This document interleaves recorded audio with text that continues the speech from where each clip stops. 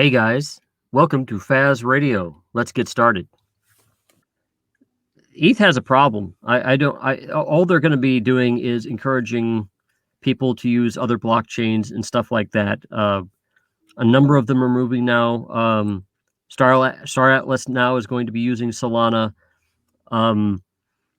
What's that? Another popular one is going to be using Avalanche. Very true. There's going to be a big shakeup, I think. And I don't understand how Ethereum gaining a lot of value right now is playing into that. I don't know why Ethereum is gaining a lot of value, because whenever it does, it gets harder to use. Yeah, it does.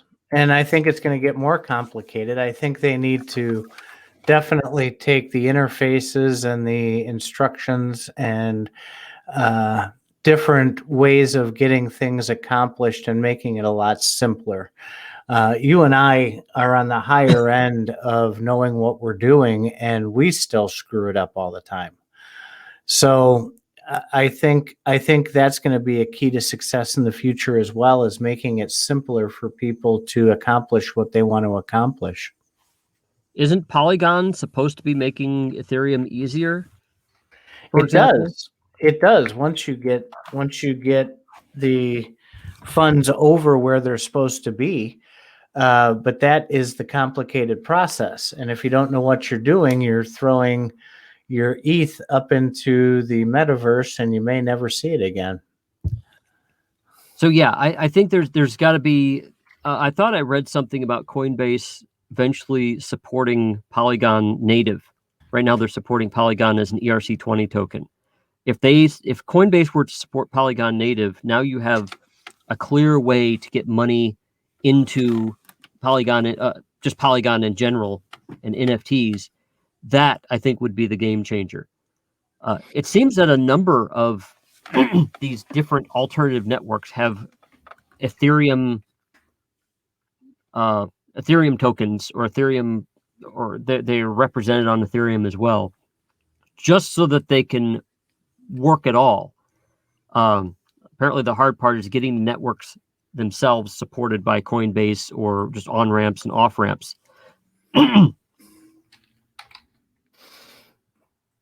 Very true. So I'm very curious to see how this stuff will go further. I think Solana might be a good example of what's going to happen if Ethereum keeps going the way it is. It could probably go all the way up and be worth more than Ethereum. Very true.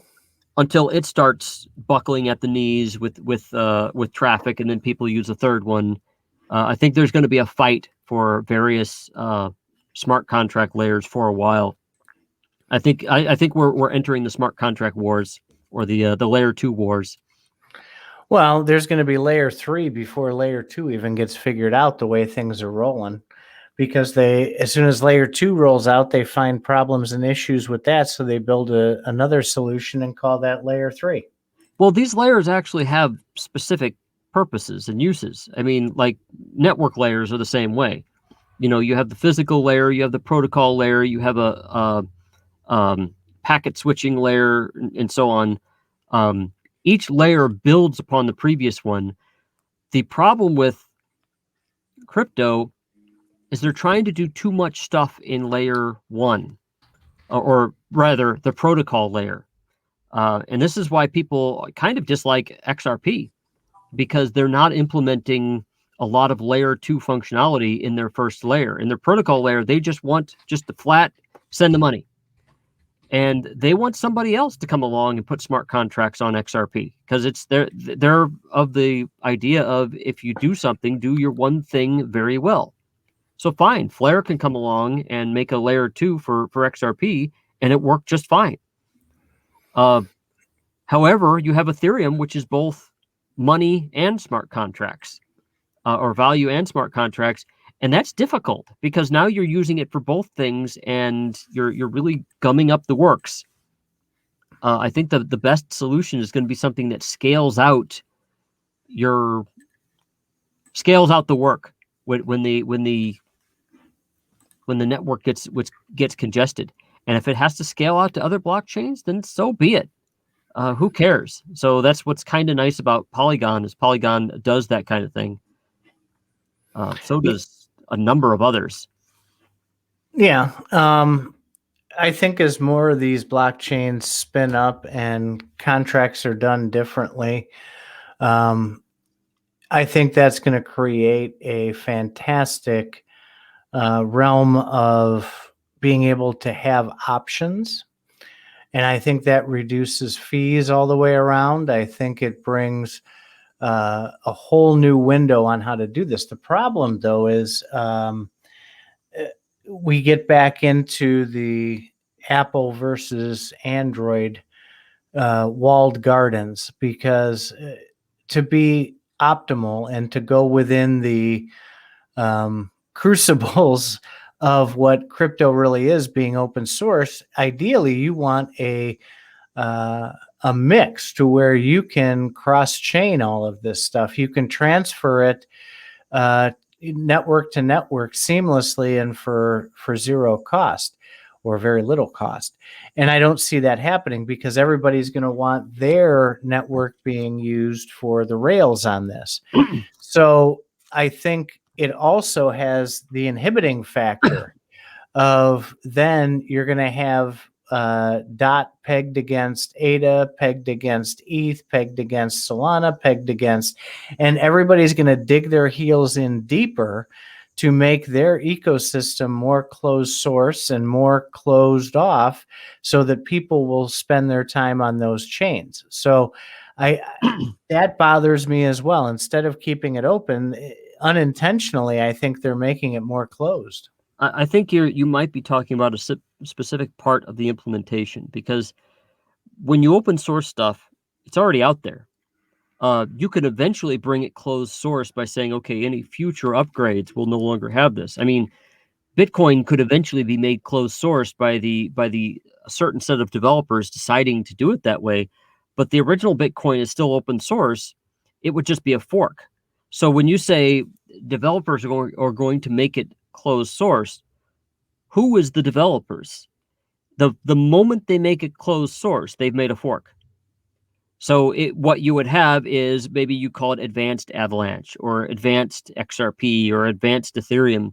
And then advanced Ethereum would somehow have to do enough to be more valuable than an open source version of Ethereum. I think you may get some people that would be for that. But really what you're talking about when you're talking about a closed source, easier to use network, is a layer 3 solution.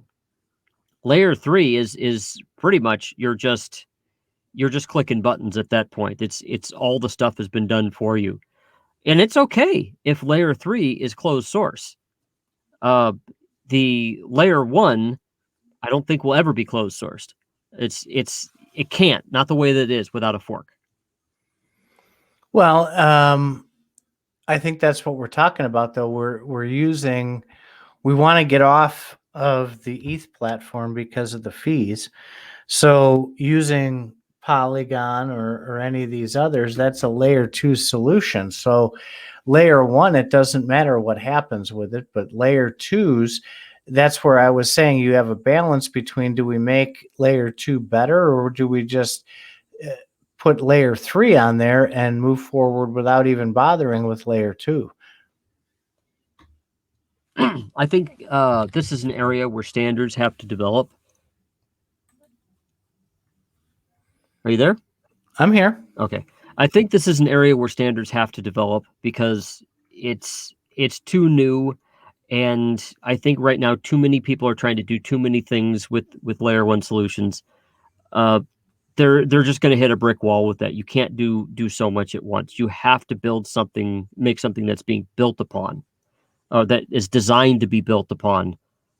Even when I write computer programs, it's the same way. I design these things to be built upon. There's no way, if I were to try to take on that all myself, it increases the potential for error and things falling apart. So if somebody can manage to do that, I wish them luck. It's not going to be easy. But I think the brilliance of where they've come so far so fast already. I mean, it's only been what, 2-3 years where a lot of these solutions have been in development, and now that they have the base knowledge of how to do these things, it's just going to be easier on a daily basis to get outputs there. The big problem, at least from what I've seen, is all these things come out, and you have these great ideas, these dexes. The problem isn't the technology of getting them there. The problem is on the backside with security. And you can have a layer 2, a layer 3. You can have Poly working as a layer 2 solution to put these NFTs on, but you also then have the residuals. You have to look at the security of that network. You have to look at the security of MetaMask and how MetaMask interacts and secures your wallet that gets turned into that Polygon network. So there's a lot of things, a lot of moving parts with these, and I think I don't want to get into a situation where we're using a network with a layer 2 solution that doesn't have the security behind it. And then you take your other layer 2 solutions, and one of the big ones that I can point to is the Strike network. Jack Mallers developed the Strike network. He's a BTC god, and the kid's like in his early 20s. And it's a fantastic layer 2 solution to Bitcoin. And the inherent issue that stands out more than anything right from the get-go is you realize that it's a centralized entity. You don't get private keys for the Strike network. You have to use the closed source Strike network for that solution. And I think that raises a lot of bells too, because then you can't look at the code, you can't look at the security, you just have to put your full faith and trust and hope that the words like trustless transfer of Bitcoin on a layer 2 solution is really true. So when you look at NFT world, Poly versus Cardano versus anything else, or even XRPL, what is that decentralized enough to be truly trustless? Well, I mean, do you trust PayPal? No, that's why I will I mean, not. I will never be a part of PayPal ever. So it's like that. I mean, it's fine if companies want to build on the blockchain. If PayPal wanted to build on the blockchain, that's fine. Just realize that Strike is no different than PayPal. And if you want to buy Bitcoin it depends on why you want the Bitcoin. If you want to buy it for investment, obviously you're not going to get a Strike wallet, buy that stuff and keep it in your Strike wallet. Or even with PayPal, you won't want to buy it with PayPal or Robinhood or eToro because none of them give you the Bitcoin. It's not yours. Well, it is. If you buy on Strike, you can buy for 0.00001 cent. There's no fee basically to buy Bitcoin on Strike. Mm-hmm. So they just opened up. They just finally got the ability to transfer your Bitcoin out of Strike. So you can use that as a place to buy it.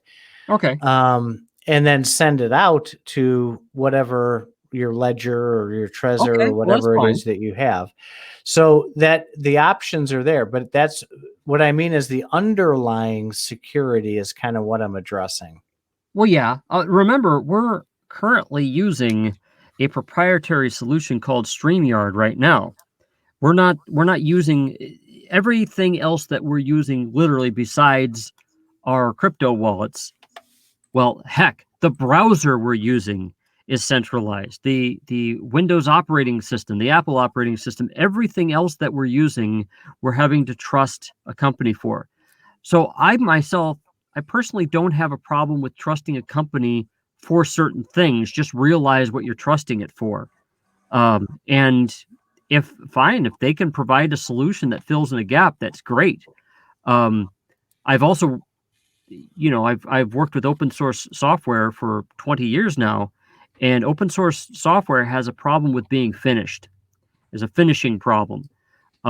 If you had an open source house, you'd have walls up, and you have the wall board up, but it wouldn't be painted, and it wouldn't have any finishing in it. It would just be a house that functioned as a house. It would keep you warm, and it would be a place to be.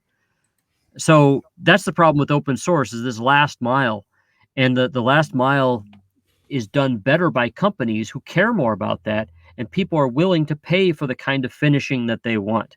So if Strike can guarantee that I can pay you $5 right now, I'm going to use them just because they're there. If you want $5 eventually, okay, let's use the open source method. That's just how it is. I mean, I'd like to think that it's different, but open source and capitalism, they serve different functions. Well, sort of. There's plenty of open source projects that are for profit, though, too, and those foundations, might have the ability to make money. Some of the Linux software charges you, and they are open source. So I don't think there's a black and white line on open source versus centralized. I think when you look at it and you know that this legislation and regulation is going to be coming through, you have to, I think at that point, when they draw that line, and I don't think it'll be a black and white line, I think it'll be a dark gray line. And I think what falls into that category, you're going to find out very, very soon what projects are truly decentralized and what projects aren't. And I think you're going to find, my guess, just based on looking into this a lot more, even using Gala as the example, well, they're heavily centralized now, but they plan on going decentralized. Okay, well, let's watch and see how many of these projects that are out there that are discovered to be highly centralized actually move themselves into the decentralized space.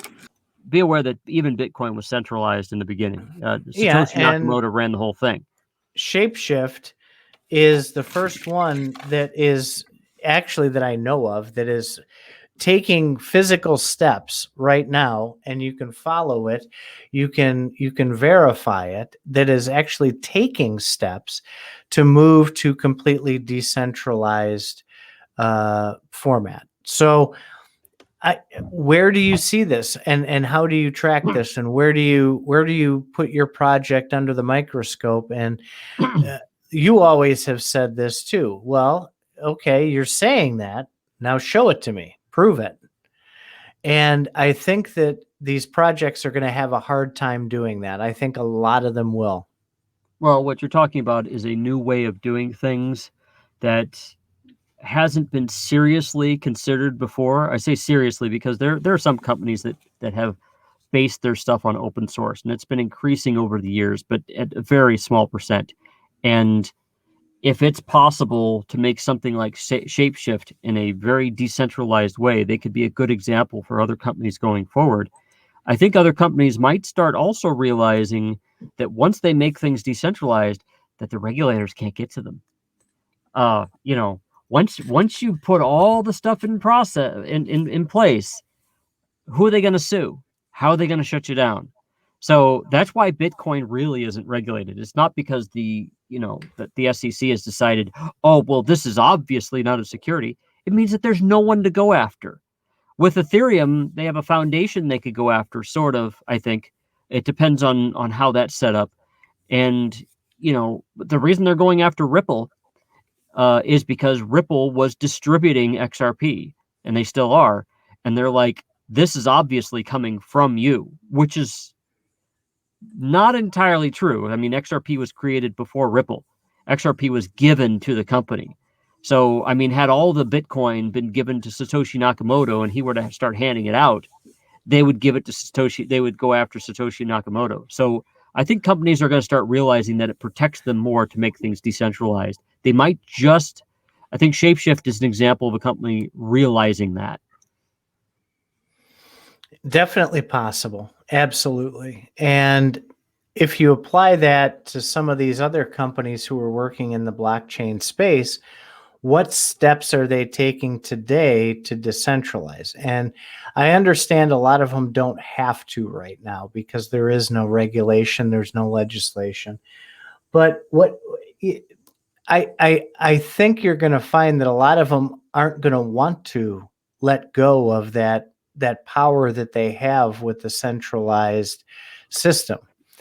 And then you look at places like Gala again, and you go, okay, well, you want the gaming side of it, the actual development and stuff like that of games to remain centralized. You just want the ecosystem to be decentralized. Well, you're going to have to draw some type of dark gray line between their ecosystem and the company itself.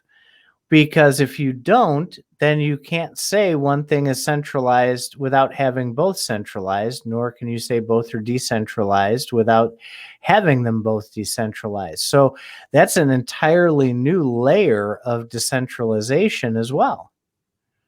Companies might find a better way to split their activities up. They might be able to, I could see them totally doing their business in one way and then spinning off their coin to its own decentralized area. I mean, it might just be a common practice, in which case I think the SEC is going to catch up to that, and they're still going to, I'm not sure how you can get to it. Once you have released it out into the decentralized wild, I'm not sure if there's anything you could do about it, because you can't ban it. If the rest of the world uses it, and actually the reason you can't ban it is because the world is not falling under one organization. I think this whole idea of having a world government just cannot work. People want to be independent, and so if one country, if El Salvador decides to make Bitcoin its primary currency, and everybody else decides not to, then they have it all to themselves. They can use all Bitcoin all they want, but people will still want it because they'll want to affect El Salvador's economy. I mean, so it's really interesting. I'm kind of interested to see how regulators will handle this obvious switch to decentralization. And regarding Gala Games, with their attempts to decentralize Gala, I think they're watching very closely what's going on with Ripple and everything. And I think as they learn things, they will put that on their roadmap to decentralize things. Whether they do it or not, I personally believe them based upon everything that I've seen. You may not, but I think they will. I think it's in their best. I think it's in the best interest of any company that has a blockchain game to decentralize. It is, but will it happen? And to what level? What does decentralized mean for a gaming company? Will it happen? You mean you should say instead, let's look at what's already happened. I think maybe you're thinking, will it continue? Well, yeah, Axie that's kind of Infinity what is a I good mean. example That's the of first time you've guessed that what I was thinking. That's pretty good. what's that? You always put words in my mouth, and that time you actually got it right. That's Well, like yay. 1 out of 100 there. All I was right, thinking good of job. Axie Infinity. Well, I shouldn't. Actually, I'm phrasing things in a way I think you don't like, which is when I say you mean this. A lot of times I don't mean you. I mean the royal you, which is people in general, kind of tend to mean something. But getting back to Axie Infinity is a excellent example of where you can have a decentralized game. I don't know how decentralized they are, but if they are what they promise, that is a template of moving forward. I believe it's completely decentralized. Okay, we have literally run out of time on this stream, and we're going to have to shut this one down. So I felt that this was a really good conversation. What do you think? Absolutely.